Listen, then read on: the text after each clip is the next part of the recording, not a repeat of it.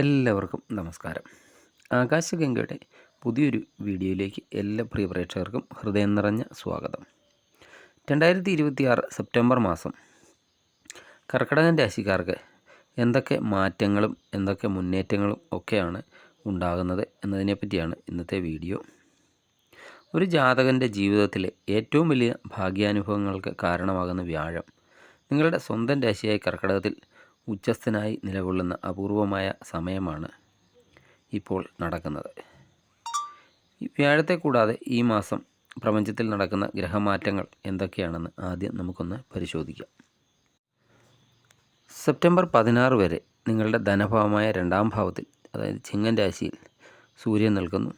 അതിനുശേഷം 3-ാം ഭാവമായ കന്നി രാശിയിലേക്ക് സെപ്റ്റംബർ 16-ന് ശേഷം സൂര്യൻ രാശി മാറുന്നുമുണ്ട്. സെപ്റ്റംബർ 18 വരെ 12-ാം ഭാവമായ മിഥുനത്തിലാണ് ചൊവ്വ നിൽക്കുന്നത്. അതിനുശേഷം നിങ്ങളുടെ സ്വന്തം രാശിയായ കർക്കിടകത്തിലേക്ക്, നിങ്ങളുടെ ലഗ്നത്തിലേക്ക് ആ ചൊവ്വ പ്രവേശിക്കുന്നതുമാണ്.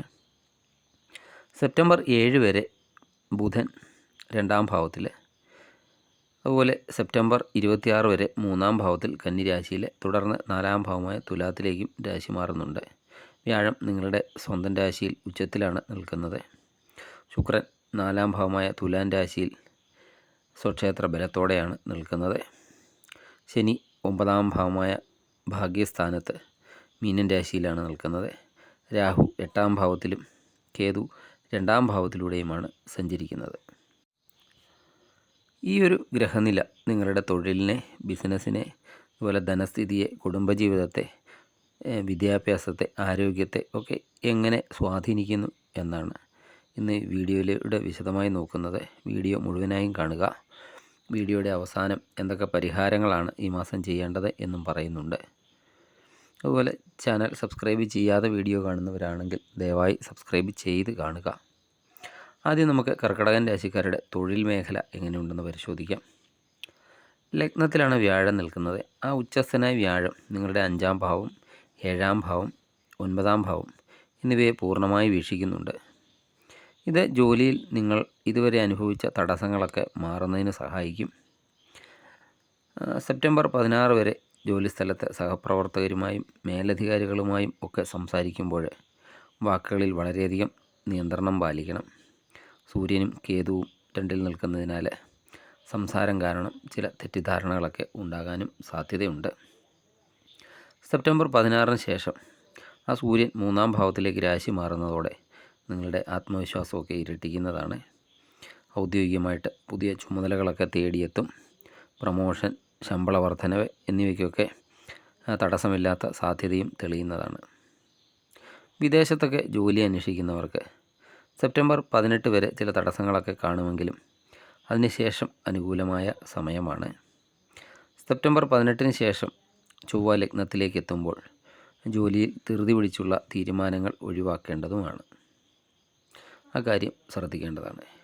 ഇനി ബിസിനസ് നടത്തുന്ന കർക്കിടകൻ രാശിക്കാർക്ക് എങ്ങനെയുണ്ടെന്ന് നോക്കാം. 7-ാം ഭാവത്തിലേക്ക് വ്യാഴത്തിൻ്റെ ദൃഷ്ടിയുണ്ട്. വ്യാഴം ആ പങ്കാളിത്ത ഭാവത്തെ നോക്കുന്നതിനാൽ പുതിയ ബിസിനസ് കരാറുകളിലൊക്കെ ഒപ്പുവയ്ക്കാൻ സാധിക്കുന്നതാണ്. 4-ാം ഭാവത്തിൽ നിൽക്കുന്ന ശുക്രൻ റിയൽ എസ്റ്റേറ്റ്, വാഹനം, അതുപോലെ ഇൻറ്റീരിയർ ഡിസൈനിങ്, ഫാഷൻ, അതുപോലെ ടെക്സ്റ്റൈൽസ്, ക്ലയൻറ്റ് സർവീസ് എന്നീ രംഗങ്ങളിലൊക്കെ പ്രവർത്തിക്കുന്നവർക്ക് നല്ല രീതിയിലുള്ള ലാഭം ഉണ്ടാക്കിത്തരുന്നതാണ്.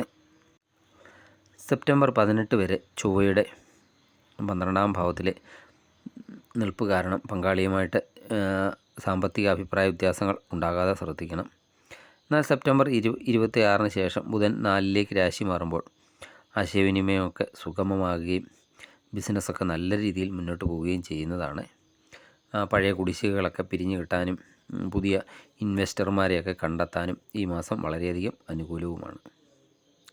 ഇനി സാമ്പത്തികം എങ്ങനെയുണ്ടെന്ന് നോക്കാം.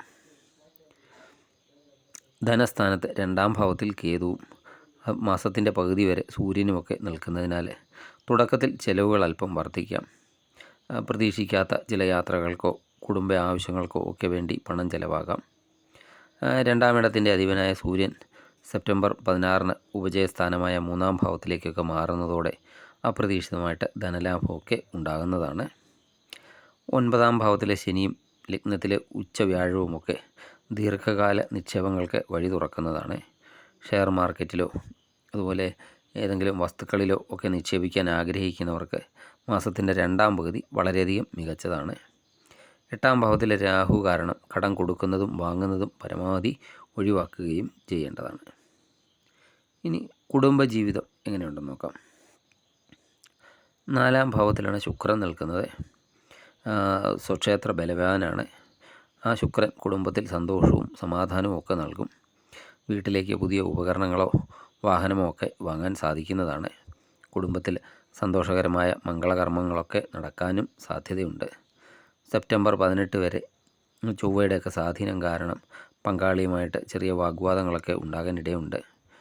എന്നാൽ ലഗ്നത്തിൽ വ്യാഴമൊക്കെ നിൽക്കുന്നതിനാൽ വിവേകപൂർവ്വം പ്രശ്നങ്ങളൊക്കെ പരിഹരിക്കപ്പെടുന്നതുമാണ്. 5ാം ഭാവത്തിലേക്ക് വ്യാഴത്തിൻ്റെ പൂർണ്ണ ദൃഷ്ടിയൊക്കെ ഉള്ളതിനാൽ പ്രണയിക്കുന്നവർക്ക് ഇത് വളരെ അനുകൂലമായ സമയമാണ്. വിവാഹ കാര്യങ്ങളിലൊക്കെ തീരുമാനമൊക്കെ ഉണ്ടാകാൻ സാധ്യതയുണ്ട്. അവിവാഹിതർക്ക് അനുയോജ്യമായ ജീവിത പങ്കാളിയെ ലഭിക്കുന്ന സമയം കൂടിയാണ് എന്നറിയുക. ഇനി വിദ്യാർത്ഥികളുടെ കാര്യം നോക്കാം.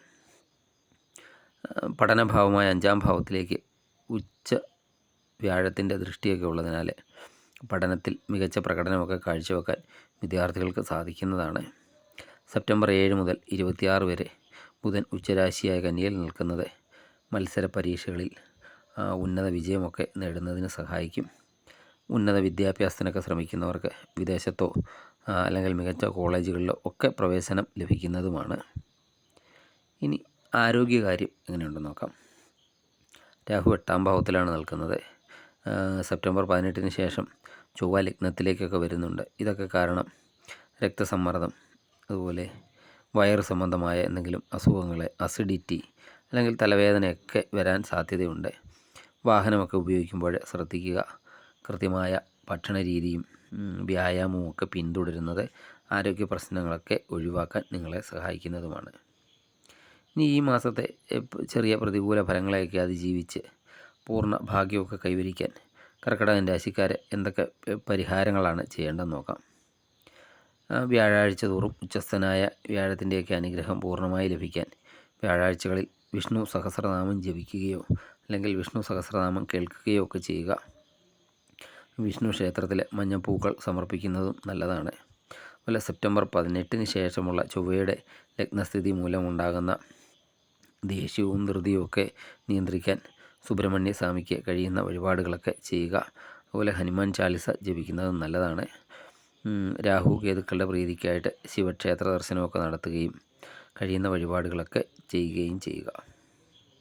ചുരുക്കത്തിൽ 2026 സെപ്റ്റംബർ മാസം കർക്കിടകൻ രാശിക്കാർക്ക് വ്യാഴത്തിൻ്റെ അനുഗ്രഹത്താൽ ജീവിതത്തിൽ വലിയ വളർച്ചയും മാറ്റങ്ങളും ഒക്കെ കൊണ്ടുവരുന്ന ഒരു മാസമാണ്. വാക്കുകളിൽ സംയമനം പാലിക്കുകയും ആരോഗ്യത്തിലൊക്കെ ശ്രദ്ധയുണ്ടെങ്കിൽ ഈ മാസം നിങ്ങൾക്ക് വളരെയധികം ഗുണകരമാണ്. ഈ വീഡിയോ നിങ്ങൾക്ക് ഉപകാരപ്രദമായെങ്കിൽ തീർച്ചയായും ലൈക്ക് ചെയ്യുക. അതുപോലെ നിങ്ങളുടെ പ്രിയപ്പെട്ട കർക്കിടകൻ രാശിക്കാർക്കായിട്ട് ഇത് ഷെയർ ചെയ്യുക. സബ്സ്ക്രൈബ് ചെയ്യാതെ വീഡിയോ കാണുന്നവരാണെങ്കിൽ ദയവായി സബ്സ്ക്രൈബ് ചെയ്ത് കാണുക. മറ്റൊരു വീഡിയോയുമായി വീണ്ടും കാണാം. നന്ദി, നമസ്കാരം.